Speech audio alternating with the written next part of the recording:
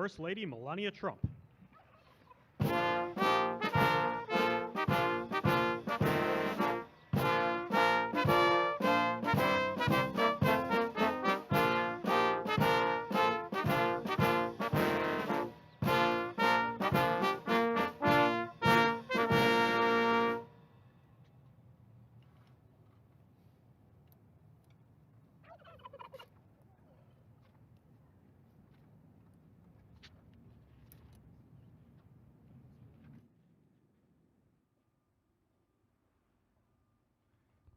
Thank you very much, and I hope you like our new beautiful patio with matching stone to the White House. If this were grass today, you'd be sinking into the mud like they've done for many years, and you would be very unhappy. Please, thank you very much.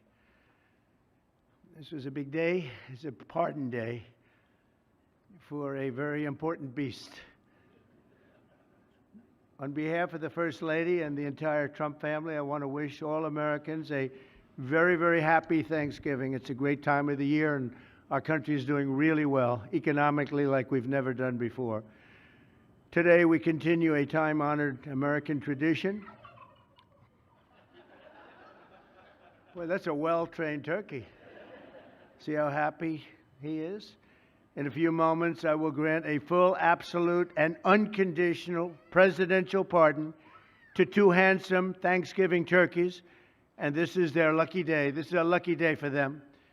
But before going any further, I want to make an important announcement, because you remember last year, after a thorough and very rigorous investigation by Pam Bondi and all of the people at Department of Justice, the FBI, the CIA, the White House Counsel's Office, and the Department of Everything. We have a Department of Everything. You know what that is? I think that's called the White House. Into a terrible situation caused by a man named Sleepy Joe Biden. He used an auto pen last year for the turkey's pardon. So I have the official duty to determine, and I have determined, that last year's turkey pardons are totally invalid, as are the pardons of about every other person that was pardoned, other than, where's Hunter? No, Hunter's was good. That was the one pardon, Pam, that was good, right? The rest of them are all invalid. I don't know what the hell you're going to do about that, but now we're going to take a little of the joking. That is a mess. But they're hereby null and void. The turkeys known as Peach and Blossom last year have been located, and they were on their way to be processed, in other words, to be killed. But I have stopped that journey, and I am officially pardoning them, and they will not be served for Thanksgiving dinner. We saved them in the nick of time. This one has plenty of time, but they were saved in the nick of time.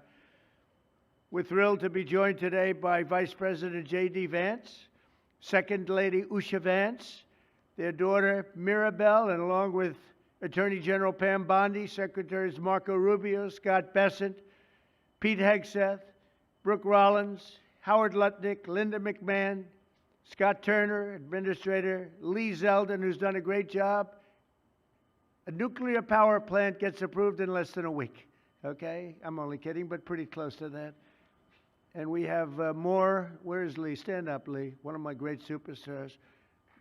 Thank you.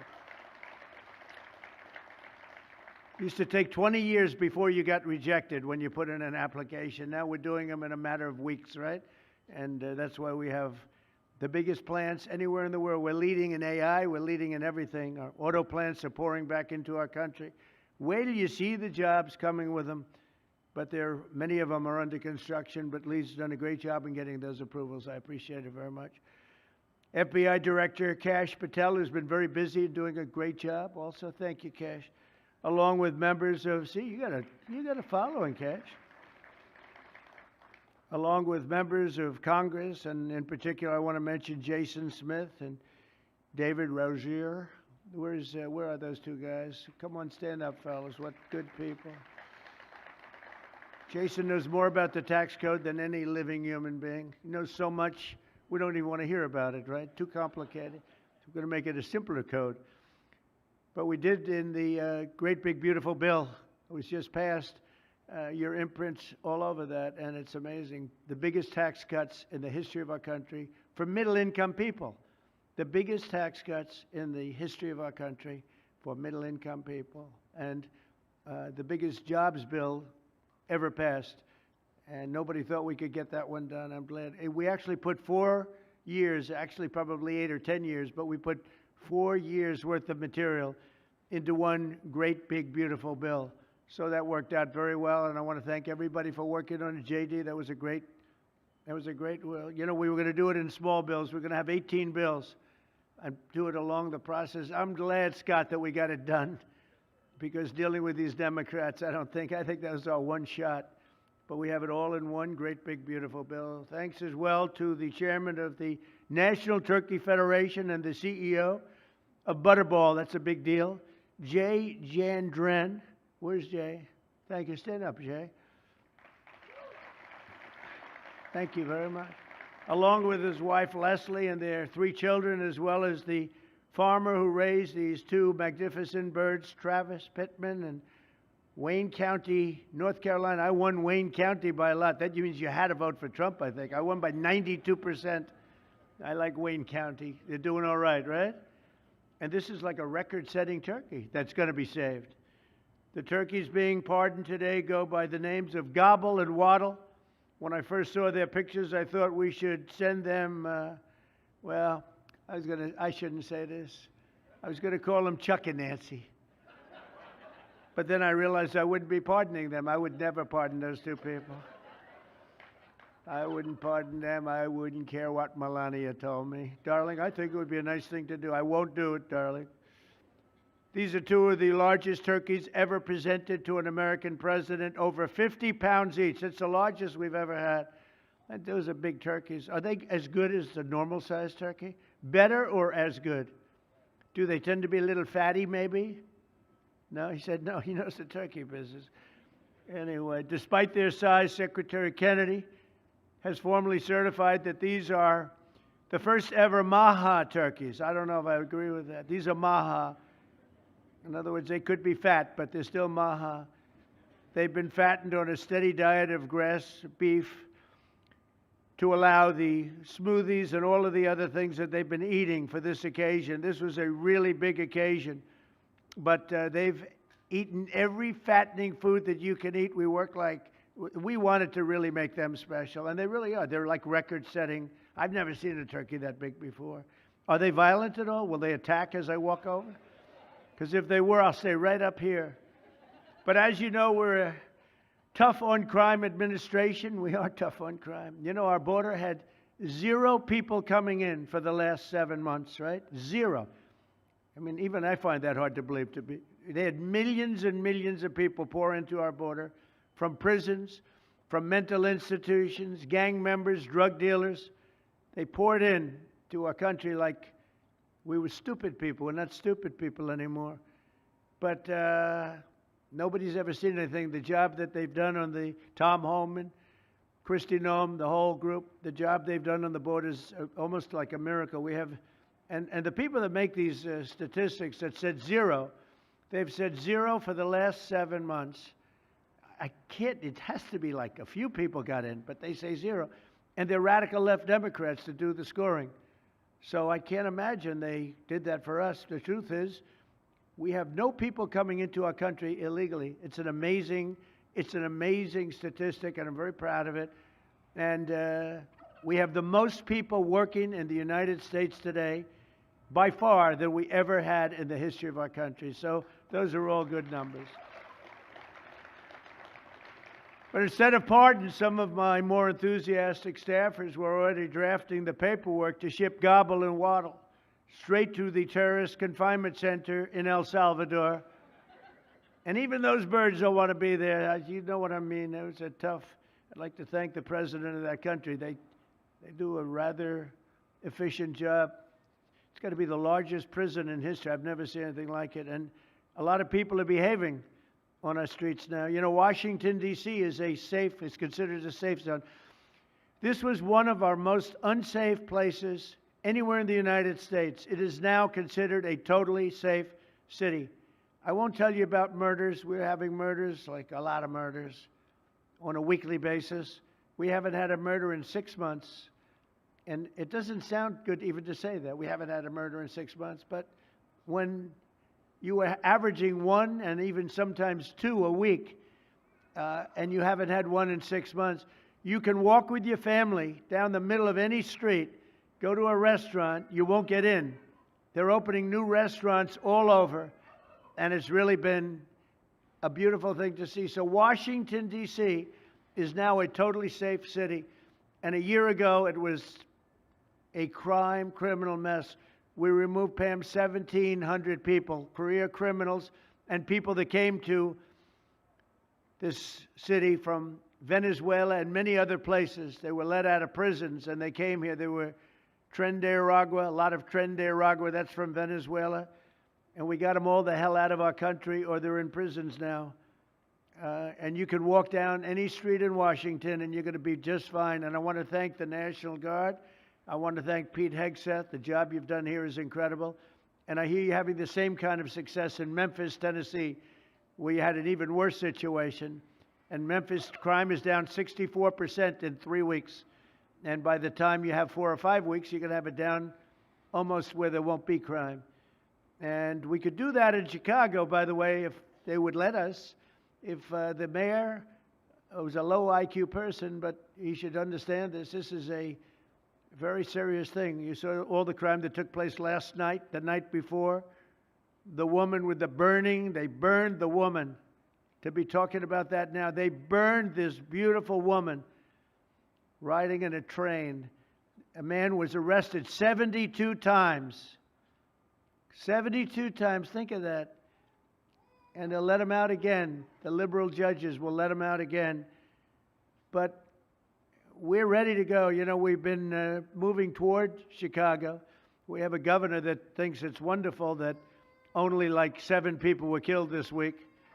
But we are moving toward doing it, and we're going to, if crime gets, it's horrible what's happening in Chicago. We could make Chicago a safe city in a period of 4 weeks. In a period of 8 weeks, 9 weeks, 10 weeks, it would be totally safe. And the people of Chicago want us to go there. And if you look at the crime that's taken place in Chicago in the last 2 weeks, just take a look. It's on the front page of every newspaper. It's out of control. The mayor is incompetent, and the governor is a big fat slob. He ought to invite us in, say, please make Chicago safe. We're going to lose a great city if we don't do it quickly. Make Chicago, we'll do the same thing as we did in D.C., the same thing as we did everywhere we've gone. It's become almost instantly safe. And I want to do it in Chicago. So Governor Pritzker, if you're listening, let's get your act together. Invite us in.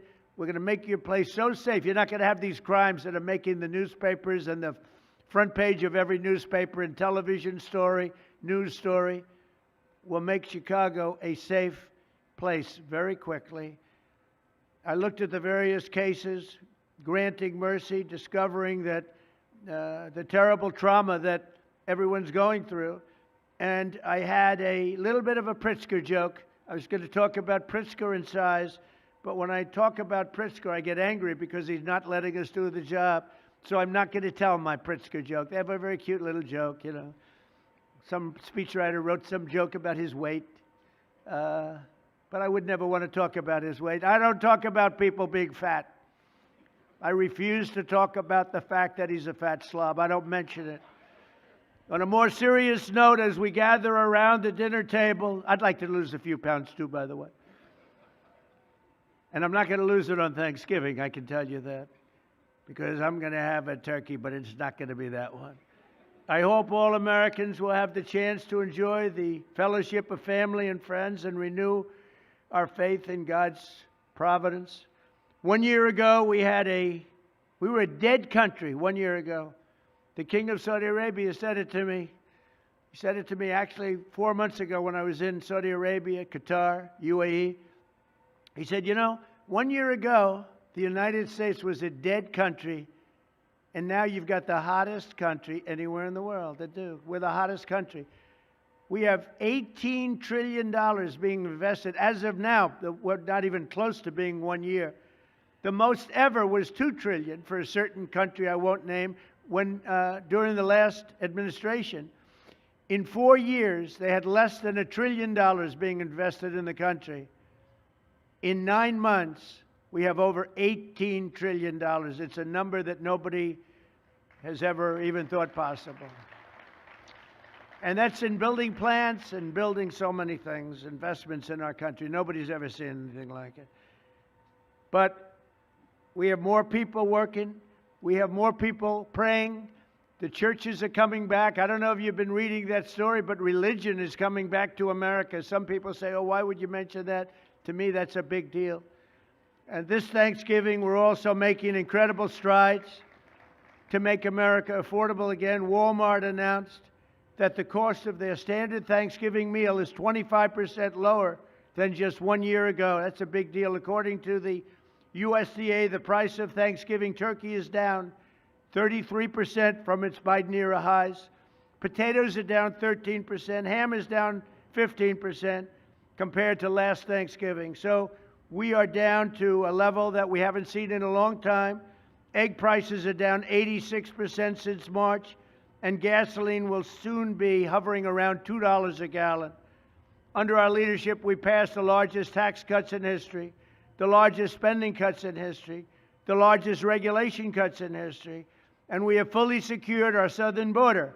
I've also ended 8 wars in 9 months, and we're working on that final war. It's not easy, but I don't know. I think we're going to get there. 25,000 soldiers, Ukraine, Russia.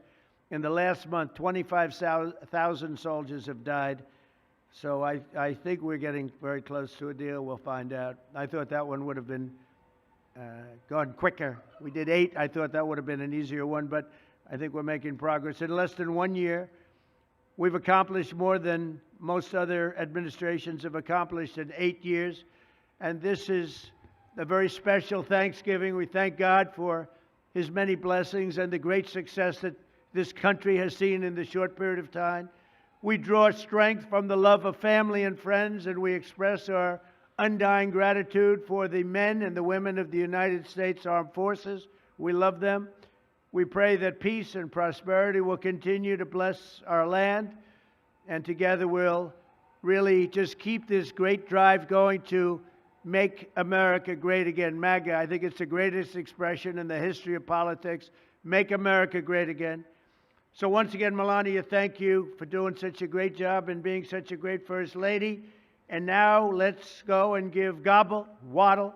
Waddle, by the way, is missing in action, but that's okay. We'll pretend Waddle is here. The gift that they've been waiting for. And I'll move over and I will just say very nicely, Gobble, your pardon. Come on, let's say it in front of Gobble. Thank you very much, everybody.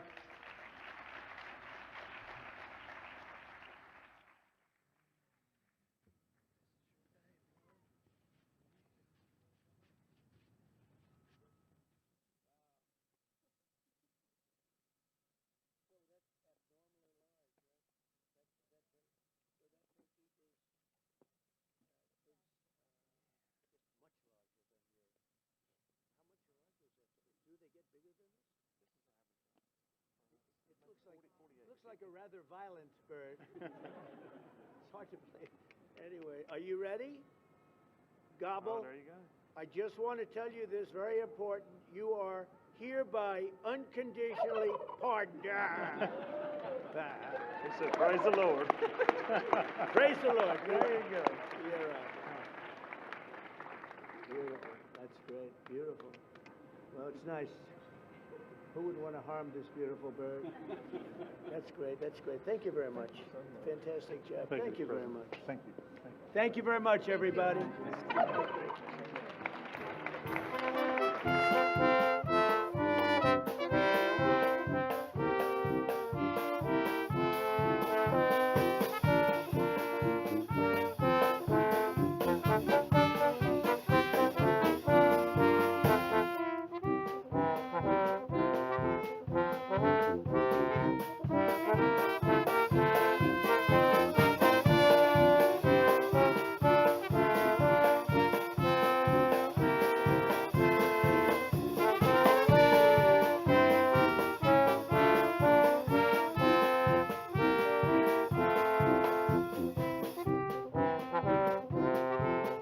Thank you.